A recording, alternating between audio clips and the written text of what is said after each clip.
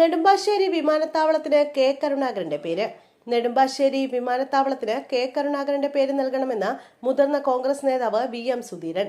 K കരുണാകരന്റെ സ്വപ്നമായിരുന്നു നെടുമ്പാശ്ശേരി വിമാനത്താവളം.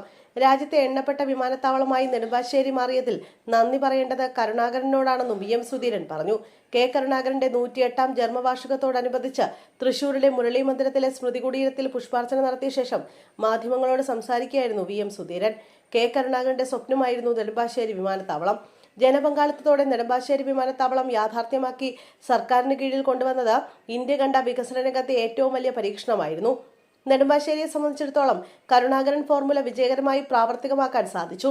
ഇന്ന് എണ്ണപ്പെട്ട വിമാനത്താവളമായി നെടുമ്പാശ്ശേരി മാറിയത് അഭിമാനകരമാണ്. അതിന് നന്ദി പറയേണ്ടത് ലീഡർ കെ കരുണാകരനോടാണെന്നും VM സുധീരൻ പറഞ്ഞു. കെ കരുണാകരന്റെ പേര് നെടുമ്പാശ്ശേരി വിമാനത്താവളത്തിന് നൽകുക എന്നുള്ളത് ന്യായമായ ആവശ്യമാണ്. പല സർക്കാരുകൾ വന്നിട്ടുണ്ടെങ്കിലും അത് യാഥാർത്ഥ്യമായിട്ടില്ല. ഇനിയെങ്കിലും നെടുമ്പാശ്ശേരി വിമാനത്താവളത്തിന് കരുണാകരന്റെ പേര് നൽകാൻ സാധിക്കട്ടെ എന്ന് പ്രത്യാശിക്കുന്നുവെന്നും VM സുധീരൻ പറഞ്ഞു. കെ കരുണാകരനുമായി നയപരമായ പല വിഷയങ്ങളിലും വിയോജിപ്പുണ്ടായിട്ടുണ്ടെന്നത് യാഥാർത്ഥ്യമാണെന്ന് VM സുധീരൻ പറഞ്ഞു. എന്നാൽ വിയോജിപ്പുകൾക്കിടയിലും വ്യക്തിപരമായ സ്നേഹബന്ധം തുടർന്നു വന്നു. ഗ്രൂപ്പുകൾക്കിടയിലും പാർട്ടിയുടെ പൊതുകാര്യത്തിലും എല്ലാവരും ഒറ്റക്കെട്ടായിരുന്നു. സ്ഥാനാർത്ഥി നിർണയത്തിൽ ലീഡറും ആന്റണിയും പ്രത്യേകം ശ്രദ്ധിച്ചു.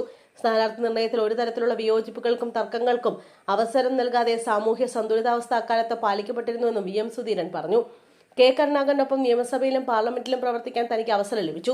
ദേശീയ രാഷ്ട്രീയത്തിലും കെ കരുണാകരന്റെ പേര് സുവർണലിപികളിൽ സ്മരിക്കപ്പെട്ടു.